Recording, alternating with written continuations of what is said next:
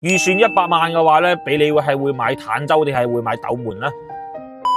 嗱，今日啱帶一個客人睇樓啊，你哋知唔知佢睇樓睇幾耐啊？足足睇咗成5年啊！亦都好慶幸啦，我同佢溝通當中啊，佢2021年高峰咧冇買樓，呢幾年咧都喺度租緊屋嘅。咁今年咧就係諗住樓價咧亦都係比較理性啲啦。依家供樓同租屋咧差唔多，所以依家就打算出嚟睇樓，亦都係諗住今年買翻套樓自己住嘅。咁佢咧呢5年點解冇買樓咧？第一個就係因為早期樓價太高啦。第二樣嘢咧就係一直佢糾結緊，到底我係買斗門好啲啊，定係買坦洲好啲嘅？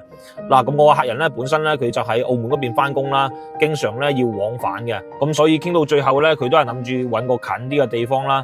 咁呢幾條視頻咧我就唔係話叫大家一定係買坦洲好定係斗門好，其實咧都要睇翻你哋自己。咁如果你係想生活圈比較近少少咧，我更加建議你會揀翻坦洲啦。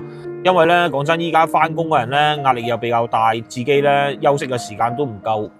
咁如果話你每日都要揸成個幾鐘嘅車往返嘅話咧，我覺得呢樣嘢咧亦都係一個時間嘅成本啦。咁我覺得係睇2樣嘢。第一樣嘢咧就係你希望你之後嘅生活圈會喺邊度。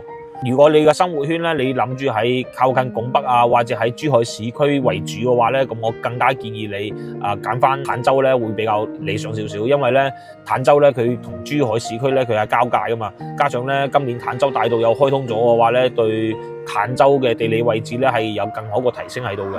咁第二樣嘢咧，亦即係話你可唔可以接受一個揸車嘅時間？咁講真啊，其實依家斗門咧，你如果係行香海高速咧，往返拱北口岸咧，快嘅話咧，亦都係半個鐘；慢嘅話咧，可能係40分鐘到嘅啫。咁如果話你可以接受得到每日往返個幾鐘頭嘅時間咧，其實斗門嘅居住環境，我覺得係比坦洲要好嘅。呢樣嘢咧，亦都係事實嚟嘅。除咗呢樣嘢咧，佢嘅配套咧，畢竟係斗門係屬於珠海啊嘛，佢嘅醫療啊、學校啊、公園啊、外部道路同埋外部環境咧，會比坦洲會更加好啲嘅。如果你係可以喺呢2方面作一個取捨嘅話咧，咁咧你就會知道你到底係揀斗門好啲啊，定係揀坦洲好啲啦。咁之前咧我都有2期視頻咧係講到坦洲同埋斗門呢2個區域一個買樓攻略嘅。